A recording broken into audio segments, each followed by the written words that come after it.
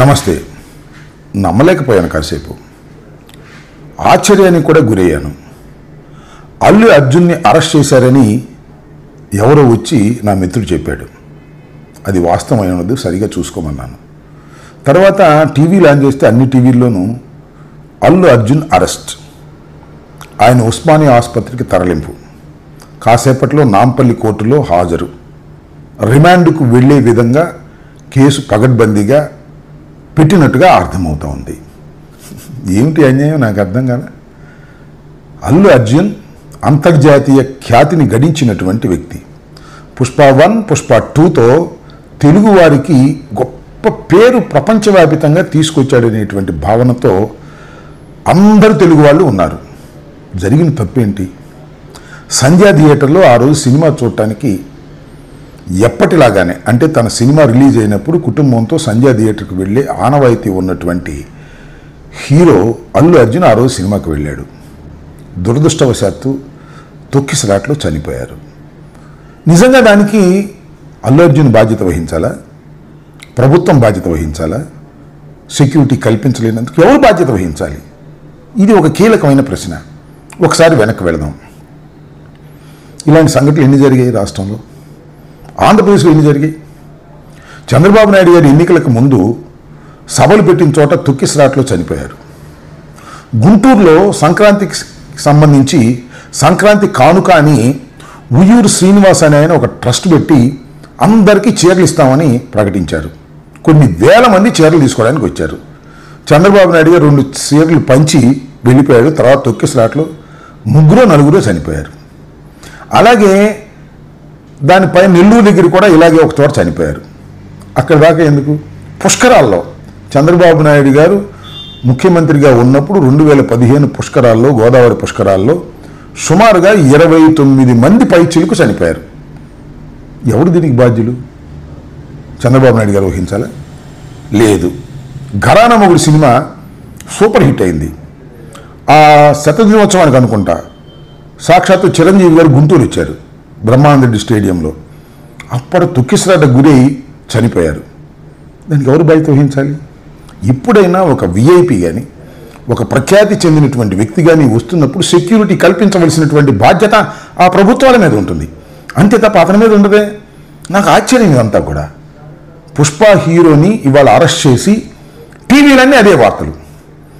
ఇవాళ ఎందుకు అరెస్ట్ చేశారు? అసలు ఎందుకు అరెస్ట్ చేశారు? ఇవి చాలా లోతైన ప్రశ్నలు. ఎందుకంటే ఇవాళ రైతులకు సంబంధించిన ఉద్యమాన్ని మొత్తం టోటల్గా మా అన్ని జిల్లాల్లోనూ, ఆంధ్రప్రదేశ్లో ఉన్న జిల్లాల్లోనూ అన్నిటి చోట ఉద్యమాలు జరుగుతూ ఉంటే దాన్ని డైవర్ట్ చేయడం కోసం చంద్రబాబు నాయుడు గారు చెప్తే ఆ ప్రభుత్వం అరెస్ట్ చేసిందా అనేటువంటి ఒక ఆలోచన ఉంది పొలిటికల్గా. రెండవది ఏంటంటే, పుష్ప సినిమా ఇంత పెద్దగా హిట్ అయిన తర్వాత అల్లు అర్జున్ని ఏదో ఒక విధంగా భయపెట్టాలని రాజకీయ కుట్ర చేసి వీళ్ళు అరెస్ట్ చేశారా? ఇవన్నీ చాలా చిత్రమైనటువంటి అంశాలుగా కనిపిస్తున్నాయి. అల్లు అర్జున్ సినిమా అద్భుతమైన విజయాన్ని సాధించిన తరువాత ఆయన్ని తెలంగాణ ప్రభుత్వం ఇష్యూస్ని డైవర్ట్ చేయడం కోసం, ఆయన మీద కక్ష తీర్చుకోవడం కోసం ఒక కుట్రపూరితంగా వ్యవహరిస్తుంది అనేది నాకున్నటువంటి అవగాహన మేరకు చెబుతున్నా. ఇది దుర్మార్గం అని కూడా ఈ సందర్భంగా నేను చెప్పదలుచుకున్నా. ఇలాంటి దుర్మార్గాలకు ప్రభుత్వం ఒడిగెడితే ప్రజాస్వామ్యం బతకదు, గుర్తుపెట్టుకోమని మనవి చేస్తున్నా. సరే, ఓకే, అరెస్ట్ చేశారు, రిమాండ్ రాకుండా జైల్లో పెడతారు, ఏమి సాధిస్తారంటున్నా నేను. అల్లు అర్జున్ మీద మీకు అంత కోపం, అంత కక్ష ఉండవలసిన అవసరం లేదు. ఏ ప్రభుత్వానికైనా చట్ట ప్రకారం చేయాల్సింది చేయండి. కానీ ఇది కావాలని ఒక కుట్రపూరితంగా జరుగుతుంది.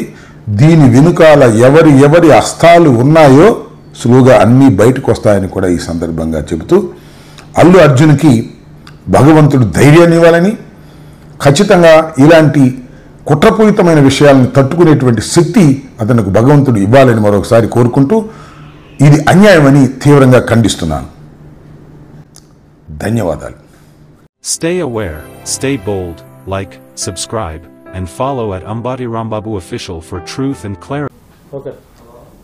ఈరోజు ఫిల్మ్ స్టార్ అల్లు అర్జున్ గారిని అరెస్ట్ చేయడము ఒకటి ప్రతి ఒక్కరు కూడా అర్థం చేసుకోవాల్సిన అంశం ఏంటంటే ఇది ఒక యాక్సిడెంట్ జరిగింది.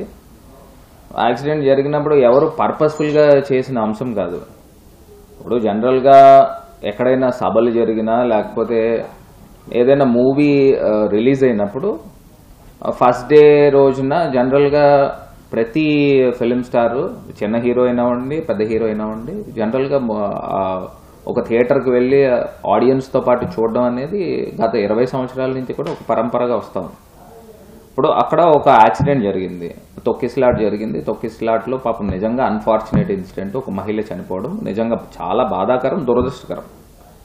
కాకపోతే దానికి సంబంధించి నాన్ బెయిలబుల్ సెక్షన్స్, ఒక స్ట్రింజెంట్ సెక్షన్స్ కూడా మరి పెట్టించడం జరిగింది. ఒకటి నేను చెప్పే అంశం ఏంటంటే, జనరల్గా పబ్లిక్ గ్యాదరింగ్స్ అనేది జనరల్గా జరుగుతూ ఉంటాయి. ఇప్పుడు రాజకీయ నాయకులు సభలు పెడతా ఉంటారు, రాజకీయ నాయకులు సభలకు వస్తారు. జనరల్గా ఒక అన్ఫార్చునేట్ ఇన్సిడెంట్ జరిగితే ఏ రాజకీయ నాయకుడిని అరెస్ట్ చేశారండి? ఇప్పుడు ఇదే నేను రాజమండ్రి పుష్కరాల గురించి చెప్తాను. రాజమండ్రి పుష్కరాల్లో చంద్రబాబు నాయుడు గారు అప్పుడు ముఖ్యమంత్రిగా ఉంటూ కుటుంబ సమేతంగా ఆయన పుణ్యస్నానము ఆచరించారు. తెల్లవారుజామున ముందు రోజు రాత్రి దగ్గర నుంచి ఆయన ముహూర్తం పొద్దున్నే 7ంటికి 8ంటికి వచ్చింది, 6ంటికి వచ్చిందో, ఆ టైం దాకా కొన్ని లక్షల మంది ప్రజల్ని పుష్కర్ ఘాట్ దగ్గర జమ చేశారు. జమ చేసి ఆయన గోదావరి స్నానం ఆచరించిన తర్వాత ఆయన వెళ్ళిపోయిన తర్వాత ఒకసారి గేట్లు ఎత్తేశారు. అప్పుడు మరి స్టాంపేడ్ జరిగి సుమారుగా 29 మంది దాకా చనిపోయారు. చనిపోయినప్పుడు మరి చంద్రబాబు నాయుడు గారి పైన ఏ కేసు కట్టారండి? ఆయన్ని ఏ రకంగా అరెస్టులు చేశారండి? అంటే ఇది అన్ఫార్చునేట్ ఇన్సిడెంట్, ల్యాప్సెస్ అది క్లియర్గా జరిగిందని ప్రజలందరికీ తెలుసు. యాజ్ అ రాజమండ్రి వాస్తవ్యుడిగా మాకందరికీ కూడా తెలుసు. ఆయన కేవలము ఒక మీడియా హైప్తో, ఆ పబ్లిసిటీ హైప్తో జనాలందరూ, ప్రజలందరూ కూడా అక్కడికి వచ్చి పుష్కర్ ఘాట్లోనే స్నానం చేయాలి అని ఒక సెంటిమెంట్ ఉంది. మరి ఆయన స్నానం చేసే టైంకి ఆయన వెళ్ళిపోయిన తర్వాత ఈ స్టాంపేడ్ జరిగింది. మరి 29 మంది చనిపోతే మరి చంద్రబాబు నాయుడు గారిని 29 సార్లు అరెస్ట్ చేయాలా అని అడుగుతున్నా. అంటే ఇది నిజంగా ఒకటి యాక్సిడెంట్ జరగడం అనేది బాధాకరం. మరి ఆయన అల్లు అర్జున్ గారిని అరెస్ట్ చేశారు, అరెస్ట్ చేసి నాన్ బెయిలబుల్ సెక్షన్స్ పెట్టారు. నిజంగా ఒకటి కూడా ప్రజలందరూ కూడా ఆలోచన చేయాలి, ఇదేం పర్పస్ఫుల్గా చేసిన అంశం కాదు కదండి. ఈ అంశం గురించి చెప్పాలనుకున్న అంశము ఇది. మరి ప్రతి రాజకీయ నాయకుడు ఏదో ఒక వేదికలో పబ్లిక్ గ్యాదరింగ్స్ జరుగుతాయి, జరిగినప్పుడు అన్ఫార్చునేట్ ఇన్సిడెంట్ జరిగితే ఎవరిని అరెస్ట్ చేశారండి? ఇది ఒక కొంత పొలిటికల్లీ మోటివేటెడ్గా అనిపిస్తుంది అనేది నా అభిప్రాయం. ఇప్పుడే నేను అల్లు అర్జున్ని కోర్టులో దాదాపు ఒక 100-150 మంది ఉన్న లాయర్స్ని కలిసి వచ్చాను, వాళ్ళ ఆర్గ్యుమెంట్స్ విన్నాను. అసలు అల్లు అర్జున్ అరెస్ట్ చేయడానికి ఏ గ్రౌండ్స్ లేవు. నేను 2 సార్లు ఆనరబుల్ జడ్జి గారితో మాట్లాడడానికి ప్రయత్నించాను, అరెస్టును తీవ్రంగా ఖండించాను, వెంటనే రిలీజ్ చేయాలని డిమాండ్ చేశాను. ఇది పొలిటికల్ అరెస్ట్గా అనిపించింది నాకు. ఎందుకంటే అల్లు అర్జున్ డైరెక్ట్గా కానీ ఇండైరెక్ట్గా కానీ ఎవరిని చంపలేదు. పర్మిషన్ అడిగారు థియేటర్లో, పర్మిషన్ ఇమ్మని. వాళ్ళు కొంతమంది పోలీసుల ఫెయిల్యూర్ని బట్టి ఇది కేవలం పొలిటికల్ అరెస్ట్. రేవంత్ రెడ్డి ఏమంటాడు, తమ్ముడు నాకేం సంబంధం లేదని ఢిల్లీలో చిట్ చాట్లో అంటున్నాడు, చట్టం తన పని చేసుకుంటుందని. మరి గురు శిష్యులు చంద్రబాబు నాయుడు గారు, రేవంత్ రెడ్డి తమ్ముడు ఓటుకునేటు కేసులో అడ్డగా దొరికినప్పుడు మరి వాళ్ళెందుకు 5-10 సంవత్సరాలు జైల్లో పెట్టలేదు? చట్టం తన పని చేసుకుంటూ వెళ్తే. చట్టం తన పని చేయట్లేదు కనుకే పొలిటికల్ నాయకులు, చంద్రబాబు నాయుడు గారు ఉక్కుసలాట్ మీటింగ్లో ఆయన స్టంట్ చేసినప్పుడు 2019లో పుష్కరాల్లో 23 చనిపోయారు.